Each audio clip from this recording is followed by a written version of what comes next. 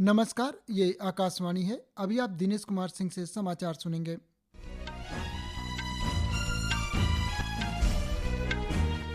पहले मुख्य समाचार। भारत और सिंगापुर ने डिजिटल प्रौद्योगिकी, सेमीकंडक्टर, स्वास्थ्य और कौशल विकास के क्षेत्रों में सहयोग के लिए 4 सहमति पत्रों पर किए हस्ताक्षर। दोनों देश आपसी संबंधों को व्यापक रणनीतिक साझेदारी तक ले जाने पर सहमत।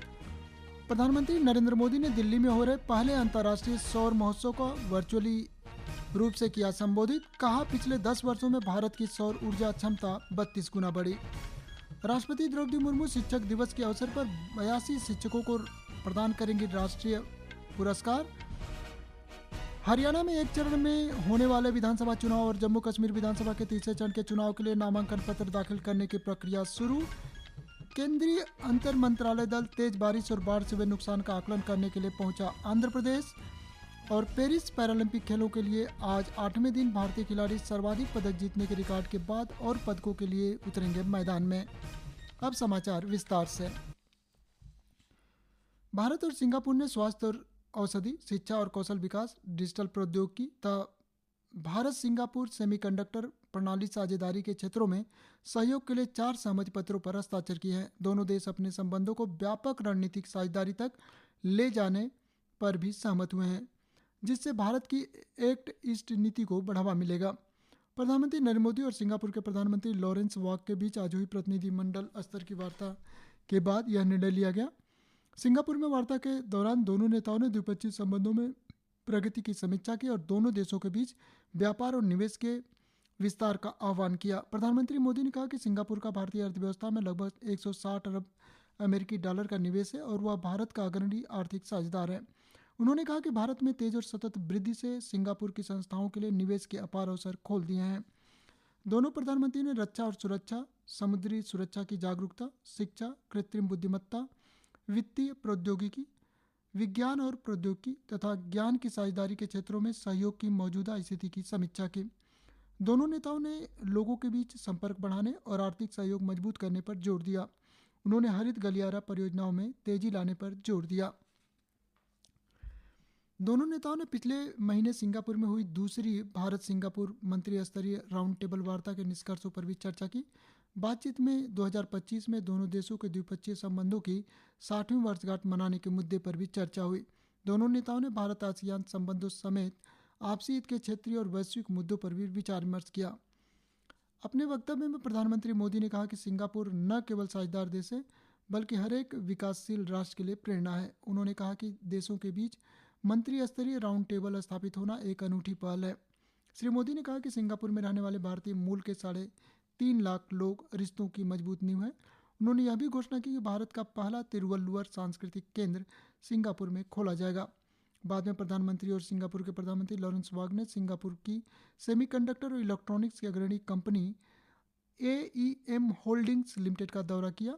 दोनों नेताओं को सेमीकंडक्टर की वैश्विक श्रृंखला, उसके संचालन और भारत के लिए कंपनी की योजनाओं के बारे में बताया गया। प्रधानमंत्री मोदी ने सिंगापुर की सेमीकंडक्टर कंपनियों को सेमिकॉन इंडिया प्रदर्शनी में भागीदारी का निमंत्रण दिया। यह प्रदर्शनी इस महीने ग्रेटर नोएडा में आयोजित होगी। दोनों प्रधानमंत्रियों ने कंपनी के प्रशिक्षण ले रहे उड़ीसा विश्व कौशल केंद्र के भारतीय प्रशिक्षुओं तथा इंडिया रेड्डी टैलेंट प्रोग्राम के अंतर्गत भारत का दौरा कर चुके सिंगापुर के प्रशिक्षुओं से भी बातचीत की।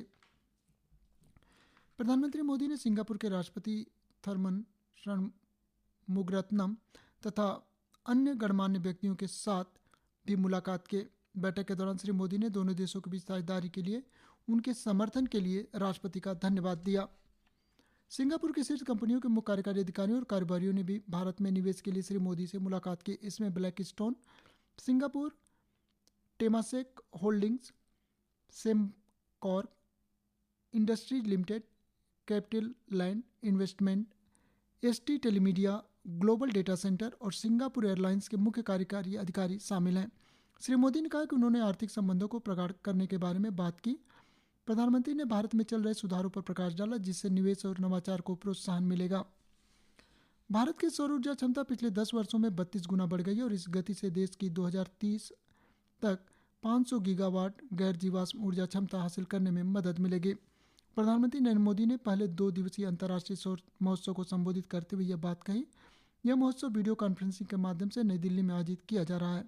श्री मोदी ने कहा कि भारत ने पिछले कुछ वर्षों में हरित ऊर्जा के क्षेत्र में कई बड़े कदम उठाए हैं और यह नवीकरणीय ऊर्जा में पेरिस प्रतिबद्धताओं को हासिल करने वाला पहला G20 राष्ट्र है। प्रधानमंत्री ने कहा कि 2015 में स्थापित अंतर्राष्ट्रीय सौर गठबंधन एक विशाल वृक्ष के रूप में विकसित हो रहा है और बहुत कम समय में 100 देश इसके सदस्य बने हैं। यह बताता है कि इस संगठन का विकास एक सूर्य की परिकल्पना के लिए महत्वपूर्ण है। इस अवसर पर केंद्रीय नवीन और नवीकरणीय ऊर्जा मंत्री प्रहलाद जोशी ने सौर ऊर्जा से संचालित भविष्य की दिशा में आगे बढ़ने के लिए एकजुट प्रयासों पर जोर दिया। अंतर्राष्ट्रीय सौर गठबंधन ISA एक अंतर्राष्ट्रीय गठबंधन है। यह संगठन कार्बन मुक्त वातावरण के लिए एक अस्थायी मार्ग के रूप में सौर ऊर्जा को बढ़ावा देता है। देश भर में आज शिक्षक दिवस मनाया जा रहा है। हर वर्ष 5 सितंबर को डॉक्टर सर्वपल्ली राधाकृष्णन की जयंती को राष्ट्रीय शिक्षक दिवस के रूप में मनाया जाता है। राष्ट्रपति द्रौपदी मुर्मू इस अवसर पर नई दिल्ली के विज्ञान भवन में एक समारोह में 82 शिक्षकों को राष्ट्रीय शिक्षक पुरस्कार 2024 से सम्मानित करेंगी। आकाशवाणी दिल्ली से इस कार्यक्रम का सीधा प्रसारण आज शाम 4:10 से FM गोल्ड, इंद्रप्रस्थ और आकाशवाणी के सभी चैनलों पर किया गया। प्रधानमंत्री नरेंद्र मोदी ने शिक्षक दिवस के अवसर पर देश भर के शिक्षकों को शुभकामनाएं दी हैं। एक सोशल मीडिया पोस्ट पर श्री मोदी ने वीडियो संदेश जारी कर कहा कि आज का दिन युवाओं के विचारों को दिशा देने में शिक्षकों की भूमिका के प्रति आभार व्यक्त करने का अवसर है। आज शिक्षक दिवस के अवसर पर राष्ट्रपति भवन स्थित अमृत उद्यान विशेष रूप से शिक्षकों के लिए खुला रहेगा। आगंतुकों की सुविधा के लिए केंद्रीय सचिवालय से राष्ट्रपति भवन तक एक मुफ्त शटल सेवा चलाई जाएगी। केंद्र शासित प्रदेश जम्मू कश्मीर में आगामी विधानसभा चुनाव के तीसरे चरण के लिए गजट अधिसूचना जारी कर दी गई है। इस चरण में 40 विधानसभा क्षेत्रों में 1 अक्टूबर को मतदान होगा। उम्मीदवार 12 सितंबर तक नामांकन दाखिल कर सकते हैं। 13 सितंबर को नामांकन पत्रों की जांच की जाएगी। उम्मीदवार 17 सितंबर तक नाम वापस ले सकते हैं। 26 विधानसभा क्षेत्रों में 25 सितंबर को होने वाले दूसरे चरण के चुनाव के लिए नामांकन दाखिल करने का आज अंतिम दिन है। निर्वाचन आयोग ने लोक प्रतिनिधित्व अधिनियम 1951 के सेक्शन 126A के तहत जम्मू कश्मीर के लिए विधानसभा चुनाव 2024 के दौरान मीडिया द्वारा किसी भी प्रकार के एग्जिट पोल के प्रसारण को प्रतिबंधित कर दिया है। अधिसूचना के अनुसार जम्मू कश्मीर में पोल परिणामों को लेकर एग्जिट पोल पर प्रतिबंध चुनाव समाप्त होने के बाद आधे घंटे तक जारी रहेगा। जम्मू कश्मीर में विधानसभा चुनाव 3 चरणों में 18 सितंबर 2024 में होंगे। चुनाव आयोग ने आज हरियाणा राज्य विधानसभा चुनाव के लिए अधिसूचना जारी कर दी है। इसके साथ ही नामांकन पत्र भरने की प्रक्रिया शुरू हो गई है। नामांकन दाखिल करने की अंतिम तिथि 12 सितंबर है, जबकि नामांकन पत्रों की जांच 13 सितंबर को होगी। उम्मीदवार अपना नामांकन 16 सितंबर तक वापस ले सकेंगे। हरियाणा विधानसभा की 90 सीटों के लिए 5 अक्टूबर को वोट डाले जाएंगे। मतगणना 8 अक्टूबर को होगी।